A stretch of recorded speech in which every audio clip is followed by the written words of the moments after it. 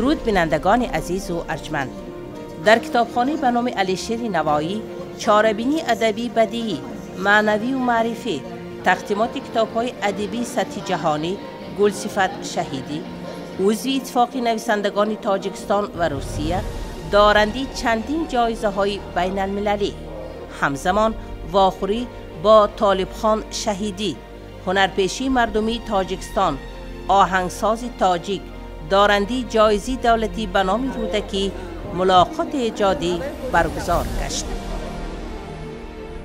رشته‌های دوستی و برادری خلق‌های تاجیک و ازبک روز از روز وسعت یافته است. پیش از همه پرزیدنت‌های محترم شوکت میروان چیمزیایف، امام علی رحمان باز هم برای مستحکم گردیدن رشته‌های دوستی، همکاری‌های بین دو دولتی، البته یک قطار سندها، حجت‌های قبول کرده شد که این همش برای بهبودی کار، پیشرفت کار البته خدمت کرده ایستاده است. امروز اهل علم و ادب، فرهنگ، مدنیت، صنعت به واسطه از ازبکستان به کشور تاجیکستان، از تاجیکستان به کشور ازبکستان امروز قدم رنجیده کرده ایستادند و در هر گونه چاره‌بینی‌ها اشتراک دارند و دوستی باز هم وسعت یافته ایستاده است، مستحکم گردیده ایستاده است.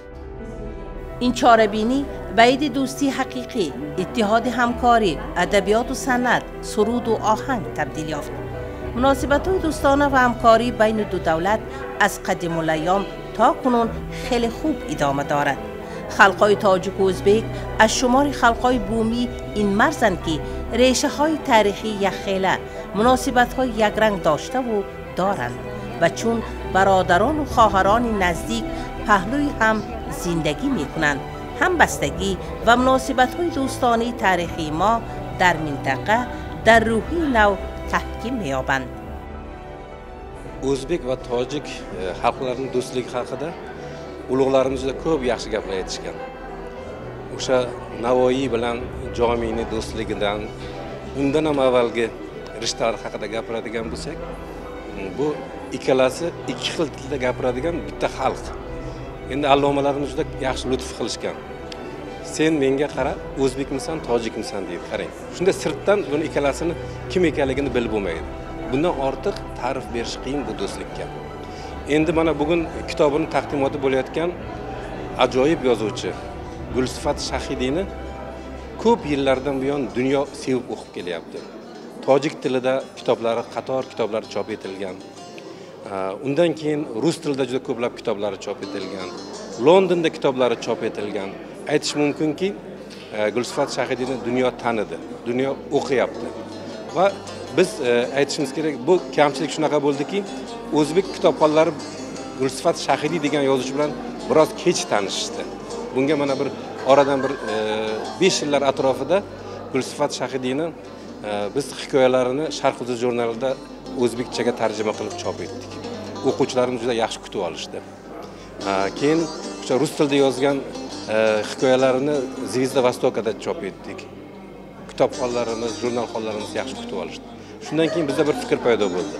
Biz Shahidini o'zbek kitobxonlarga yana ham yaqinroq tanishtiramiz deb.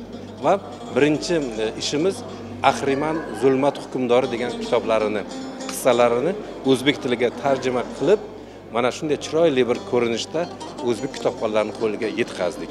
Bu kitob juda tez vaqtda ommalashib, qo'lma-qo'l bo'lib ketdi. Ana shundan keyin biz Gulsifat Shahidining Qo'shnijonlar degan kitobini ham o'zbek tiliga tarjima qilib, mana kitob holida ularga taqdim qildik. Men o'quvchilarimizga mana shu ikkita yangi asar muborak bo'lsin. Ahrimanni o'qishsa, Qo'shnijonlarni o'qishsa, o'zlari uchun yana bir yangi bir olamni, Gulsifat Shahidi degan olamni kashf qilishadi. طور سرور دولتمان گفته بود خلقای ازبک و تاجیک مثل دو شاخه یک درخت، دو شاخاب یک دریا می باشند. دین ما، زمین و آب ما یک است. تشویش ها و روزهای خرسنده بخش ما مشترکند. تقدیر ما هم مشترک است.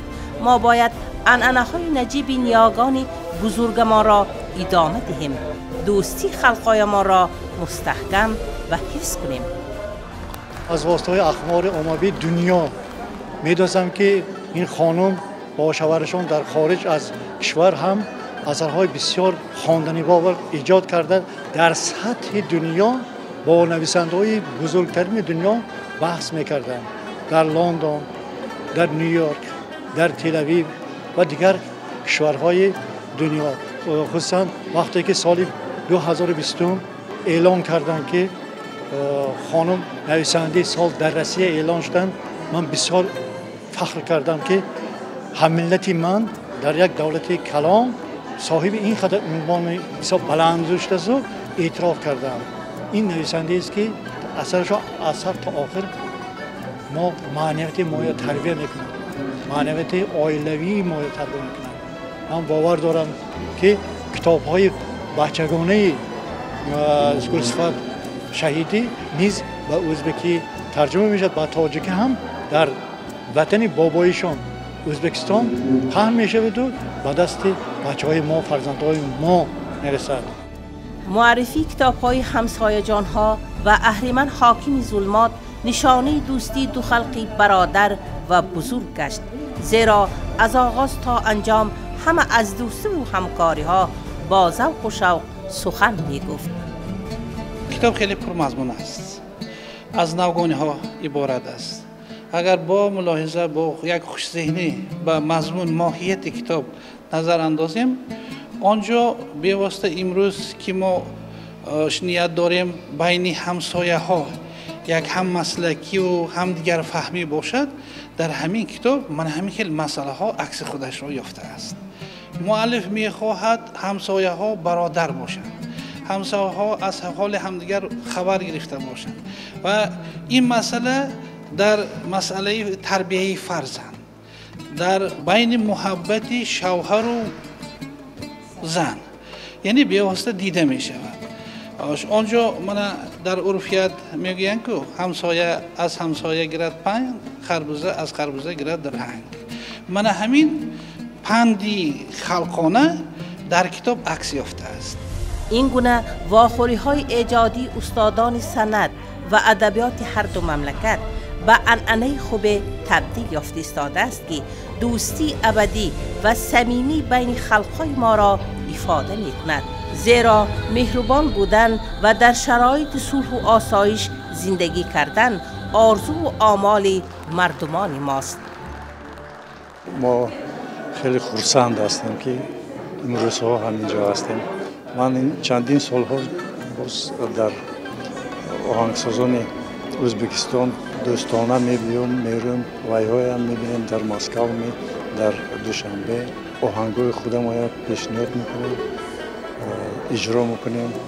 یک چند تا اثر خودم روبری کردم در ارکستر ازبکستان.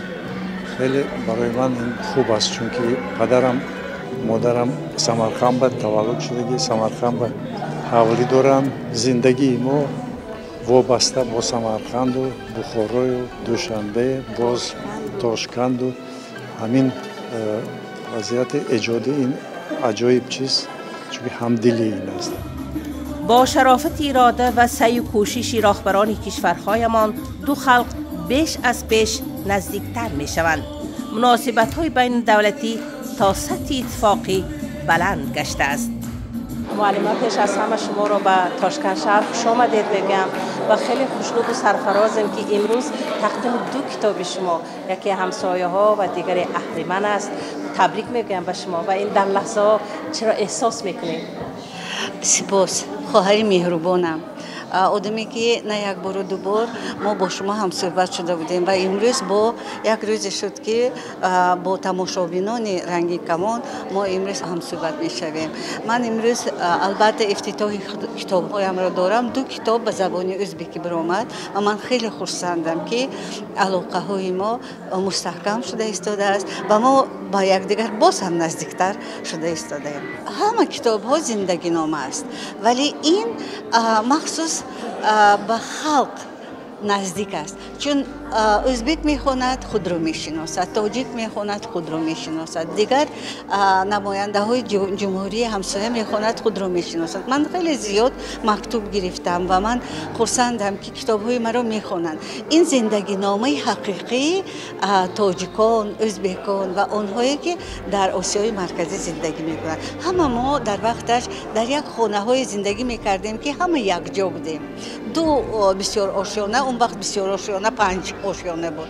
دو بسیار آشیانه با یکدیگر چنان قرین بود که یک کتی بزرگ ساخت و در آنجا تمامی مسئله های عائله های این خانه ها البته حل می شدن با یک جایگی. راهبریت هر دو جمهوری درهای گشاد را تلقین می کنند. ما درهای ما گشاد به یکدیگر و خدا خواهد دلهای ما همه وقت گشاد باشد به یکدیگر و همکاری های ما زیادتر شود. هنرپیشی مردمی تاجیکستان و ازبکستان مطلوبه ددبایو زیری آهنگنوازی هنرپیشی مردمی تاجیکستان طالبخان شهیدی در شب نشینی بار نخست بدون تمرین پیشکی این سرود را خواند. ترانه ها در اجرای حافظان معروف مریم ستار و احمد جان ددایف، عبدالله رحیم جانف به این چاره‌بینی فرهنگی و معرفی تراوت دوستی و فرهمندی بخشید.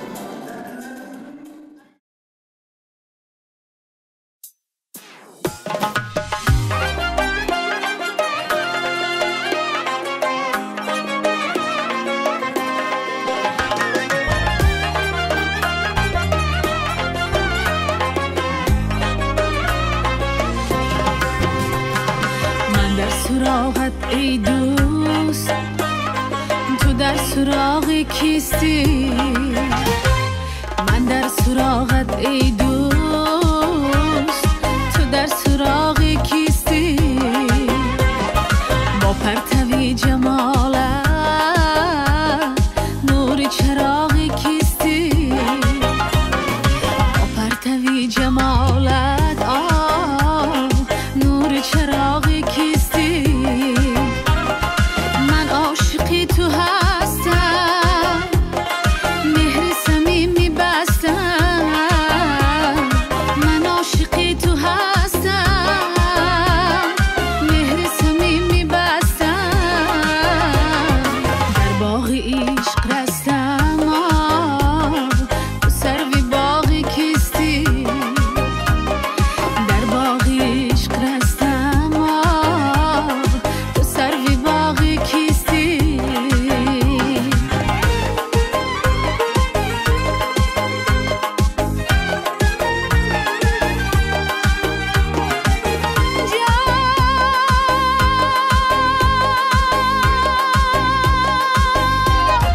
ای نور دیدگانم، ای قوت روانم. ای نور دیدگانم، ای قوت روانم. در گلشنی زمانم، مشک دماغ کیستی؟ در گلشنی زمانم، مشک دماغ کیستی؟ در ازبکستان صنعت تصویری پیشرفته برای رسامان شرایط مناسب فراهم آورده شده است. آنها عنعنه مصوران پیشین را ادامه داده به انتخاب شکل و شیوه نو در این جاده صاحبی دستاوردهای نظررس گردیدند. اثرهای رسامان ما نه تنها در مملکت بلکه در خارج نیز مورد توجهی تماشابینان قرار گرفته یک زمره آن شهرت جهانی پیدا کرده است. چند پیش در خانه فوتوصورت‌های تاشکند نمایش شخصی زیبنسا شریف و برگزار گشت. من از لابراتوری ایجادی مصور بسیار ذوقش بلند زیبنسا شریفه پیش از این هم چندهای پیش آگاه بودم.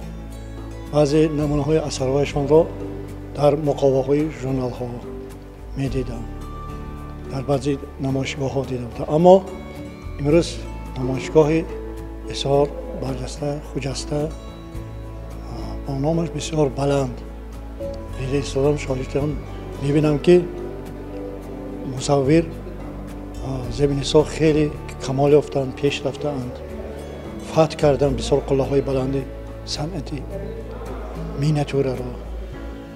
و امروز در این بسیار کاشانه عجایب نرگس تاشکند اینقدر اثرهای برجسته مصور پیشکش مخلصان صنعت تصویری گذاشته شده است. میبینم که از همین رسم ها، از همین نامگوی رسم ها دیدن، فهمیدن، درک کردن مشکل نیست که زیبنسا شریف و خیلی با موضوع تصوف ذوق بلند دارد و از بر نموده است. اینجا ما دیدیم شیخ صنعان را، اینجا بسیار اثرهای مولوی را تاثیرش دیدیم. خلاص میبینیم که انسان در اینجا همچون یک خلقت خیلی کوشا و با محبت از عشق خدا بهره مند شده، از عشق انسان ها بسیار ذوق برداشته، قهرمان عجیب دیدیم. من فکر کنم این اثرها اگر باز در سطح بین المللی در نمایشگاه بسیار از هم بلند در عرصه جهان گذاشته شود، من فکر کنم در دنیا یک شهرت خاصه و مخلصان زیاد را پیدا می‌کند. واسه گپ اگر هر کسی عاشق عشق باشد بیایند از نمایشگاه زیبنسا شریف بهره مند گردند. نمایش تحت سرپرستی سفارت جمهوری تاجیکستان در جمهوری ازبکستان در همکاری با اکادمی رسامان ازبکستان و خانه فوتوصورت‌های تاشکند عملی گشت. ما احساس کردیم که اثرهایی که رسام آفریده است با موضوعهای گوناگون ربط دارد و جهان باطنی رسام را افاده میکنند و مهم از همه پیوند نسل ها و علاقه زمان ها در رسم ها و تصویرهای این رسام بیشتر احساس می شود و تاثیر جریان تصوف و نقش آثار ادیبان صوفی مشرب و خصوص تاثیر آثار جلال الدین رومی، شیخ عطار، حکیم سنایی در تصویرهای زیبای زیبنسا با دید و نگاه خیال انگیز و در نظام سیو ریالیزم تصویر می شود و هم پیوندی تصویرهای رمانتیکی و سیو فراریالیستی را ما در اثرهای زیبنسا برعلا احساس میکنیم و با اون کس در کار ایجادی برای کار کامیابی و موفقیت تمنا میکنیم و توسط همین نمایشان نیز ما رابطه دوستی و برادری را با خلق برادر ازبک تحکیم میبخشیم و همیشه میگوییم که زنده و پاینده باد دوستی خلقهای تاجیک و ازبک. آره، زیبنسا دیدی خاص به زندگی و محیط و اطراف دارد و به سبک به خود خاص اثر می آفرد. تماشابینان با ذوق به این تصویرها نظر کرده میان زمان و مکان تاریخی و بدیعی سیر می کنند و پیوند زمانهای گذشته، امروزه و آینده را در اثرهایش جای داده دیروز را از نگاه امروز مقایسه می نماید.